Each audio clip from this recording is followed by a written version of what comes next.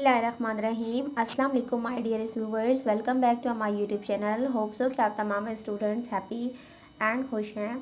आज मेरी इस वीडियो का जो टॉपिक है वो chapter number 10 first year chemistry, उसके अंदर मोस्ट इंपॉर्टेंट लॉन्ग क्वेश्चन जो है वो राउल्स लॉ, इसकी डेरिवेशन मैं आज की वीडियो के अंदर सॉल्व करवाऊँगी।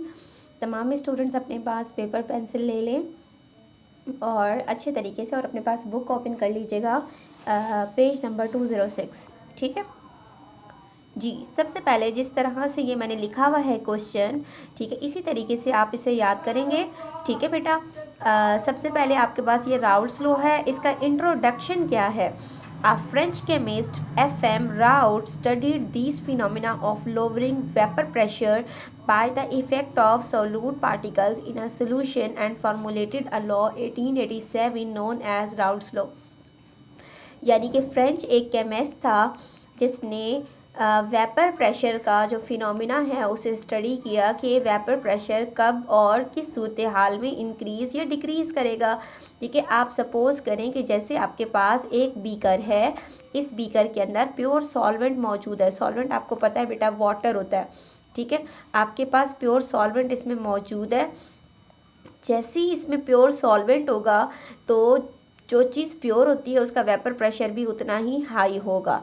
जब इसके अंदर सोलूट को हम डालना शुरू करेंगे, ये चीज़ हम किसकी एडिशन कर रहे हैं, सोलूट की एडिशन कर रहे हैं। जैसे ही सोलूट को मैं ऐड करना स्टार्ट करूँगी तो इसका वेपर प्रेशर भी आहिस्ता आहिस्ता स्लो डाउन होना शुरू हो जाएगा, क्योंकि नॉन वोलेटाइल सोलूट की एडिशन से इसके अंदर रिस्ट्रिक्शन क्रिएट होगी और इसका वेपर प्रेशर जो है वो डिक्रीज़ होगा।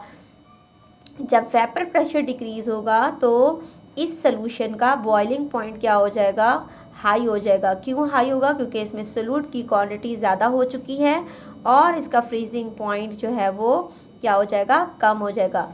ये जो सोलूट का वेपर प्रेशर कम हो रहा है, बॉइलिंग पॉइंट ज़्यादा हो रहा है और फ्रीजिंग पॉइंट जो है वो कम हो रहा है, ये तीनों चारों चीज़ें जो मैंने कही हैं ये कॉलिगेटिव प्रॉपर्टीज़ हमारे पास हैं एक सॉल्यूशन की, जो कि वेपर प्रेशर और सोलूट की नेचर पर डिपेंड कर रही हैं कि सोलूट को ऐड करने से हमारे पास सॉल्यूशन की डिफरेंट प्रॉपर्टीज़ पर क्या इफ़ेक्ट हो रहा है। बात क्लियर हो गई। ठीक है, ठीक है, ये तो रहा हमारा इंट्रोडक्शन। अब हम इसकी स्टेटमेंट की बात करते हैं। The vapour pressure of solution which is made up of non volatile solute and volatile solvent is directly proportional to the mole fraction of solvent. हमारे पास जो वेपर प्रेशर होगा सोल्यूशन का, सोल्यूशन कैसे बना, सोलूट और सॉल्वेंट की हेल्प से। सोलूट क्या होगा जी, नॉन वोलेटाइल, और सॉल्वेंट क्या होगा, वोलेटाइल। जब नॉन वोलेटाइल और वोलेटाइल दोनों के बीच में इंटरेक्शन होगा तो वेपर प्रेशर पर क्या इफ़ेक्ट होता है, तो डायरेक्टली प्रोपोर्शनल ये किसके होगा, मोल फ्रैक्शन ऑफ सॉल्वेंट के बराबर होगा। ठीक है, आपके पास ये देखिए x जो है ये मोल फ्रैक्शन है। अगर x1 लिखा हुआ है तो ये सॉल्वेंट का मोल फ्रैक्शन है, अगर x2 होगा तो ये सोलूट का मोल फ्रैक्शन होगा। यहाँ साइड पर चेक करें, मैंने कुछ कांस्टेंट वैल्यूज़ जो हैं उनकी एब्रीवेशंस बताए हैं। p जो है simple p vapour pressure of solution होगा, p not vapour pressure of pure solvent होगा, x1 मोल फ्रैक्शन होगा सॉल्वेंट का, x2 मोल फ्रैक्शन होगा सोलूट का। अब यहाँ आ जाए, p vapour pressure is directly proportional to the mole fraction of solvent. जैसे ही डायरेक्टली साइन का मैंने हटाया तो आपके पास ये p नॉट आ गया, ये vapour pressure of pure solvent है। ये इक्वेशन नंबर 1 बन गई। The binary solution, binary solution किसे कहते हैं, बाइनरी सोल्यूशन का मतलब होता है कि वो सोल्यूशन जिसमें सॉल्वेंट भी हो और सोलूट भी हो। ठीक है, जैसे कि mole fraction of solvent plus mole fraction of solute is equal to 1। इसके अकॉर्डिंग हमें क्या करना था, मोल फ्रैक्शन ऑफ सॉल्वेंट की इक्वेशन बनानी थी, तो वो x1 मैंने यहीं रहने दिया, x2 जो है दूसरी तरफ जाकर क्या हो जाएगा, माइनस होगा। ये हमारे पास मोल फ्रैक्शन ऑफ सॉल्वेंट की इक्वेशन बन गई। अब हमें क्या करना है, putting the value of x1, ये x1 की जो वैल्यू है इसे हमने इक्वेशन नंबर 1 में पुट कर देना है।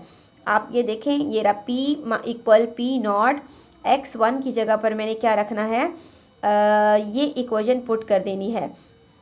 जैसे ही आप ये इक्वेशन पुट करेंगे तो आपके पास P is equal to P naught 1 minus x2 आ जाएगा। तो फिर P का P नॉट इस पूरी ब्रैकेट से मल्टीप्लाई होगा, P नॉट 1 सा P नॉट माइनस P को इससे मल्टीप्लाई करेंगे P नॉट x2। ठीक है, अब आपने क्या करना है, ये देखिए ये P है pressure, vapour pressure of a solution, vapour pressure of a solvent जो कि प्योर है, इस साइड पर आएगा तो ये P माइनस P नॉट होगा। जैसे कि आप पढ़ते हैं ना P2 minus P1 delta, delta का वर्ड पढ़ा है तो ये क्या है, चेंज। तो यहाँ पर भी ये आपके पास P minus P naught is equal to P naught x2 रह जाएगा। जैसे ही P माइनस P नॉट था वो आपके पास क्या हो जाएगा, delta P is equal to P naught x2। Equation number 2, delta P को क्या कहेंगे, lowering of vapour pressure, lowering of vapour pressure कहेंगे। कैसे लोअर हुआ, क्योंकि हमारे पास सोल्यूट की क्वांटिटी इंक्रीज हो चुकी है और ये देखें ये मोल फ्रैक्शन ऑफ सोल्यूट भी आ गया है x2। Equation number 2, represent the second form of Raoult's law which states as lowering of vapor pressure is directly proportional to the mole fraction of solute के इक्वल होता है। जिस तरह मोल फ्रैक्शन सोल्यूट का, solute यानी बढ़ता जाएगा, number of moles बढ़ते जाएंगे सॉल्वेंट के अंदर सोल्यूट के, वैसे वैसे जो है वेपर प्रेशर जो है वो कम होता चला जाएगा। ठीक है, तो डेल्टा P, ये रहा डेल्टा P, वैसे ही P को हम डिनोट लोअर करेंगे, इससे डिवाइड करेंगे तो आपके पास ये क्या हो जाएगा, delta P upon P not relative of lowering vapour pressure के रिलेट करेगा।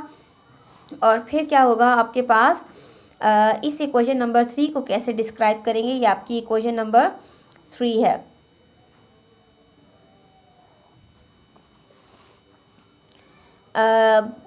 Third form of Raoult's law which states as the relative lowering of vapor pressure is equal to the mole fraction of solute। ठीक है, यानी कि हमारे पास ये जो relative lowering of vapor pressure है ये किसके बराबर है, आपके पास मोल फ्रैक्शन ऑफ सोल्यूट के इक्वल है। होपफुली कि आपको ये राउल्ट्स लॉ समझ आ गया होगा। अब हम मज़ीद इसकी एप्लीकेशन को स्टडी करते हैं।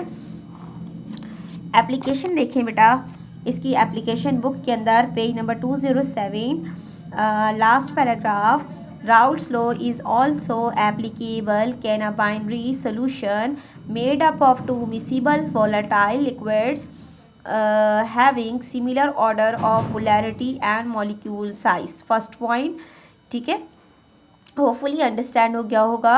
The partial pressure of each liquid in the mixture is equal to the vapor pressure of pure component multiplied by the mole fraction of may be written as। यानी कि अगर एक सोल्यूशन होगा, for example हम solvent की सिर्फ बात करते हैं, तो सॉल्वेंट का जो वेपर प्रेशर होगा वो उसके मोल फ्रैक्शन के बराबर ही होगा। और अगर हम लोग सोल्यूट की बात करते हैं तो सोल्यूट का जो वेपर प्रेशर होगा उसके मोल फ्रैक्शन के बिल्कुल इक्वल होगा। जितने मोल फ्रैक्शन ज़्यादा करेंगे इतने ही वेपर प्रेशर पर इफ़ेक्ट होगा। ठीक है, तो इस चीज़ को आप लोगों ने अच्छे तरीके से अंडरस्टैंड करना है। कोई भी कमेंट हो, कोई भी क्वेरी हो, आप मुझे कमेंट सेक्शन में ज़रूर बता सकते हैं। अपकमिंग वीडियोस जो है इसके बाद राउल्ट्स लॉ के मैं न्यूमेरिकल अपलोड करूँगी। नेक्स्ट वीडियो तक के लिए मुझे इजाज़त दीजिए। अल्लाह हाफिज़।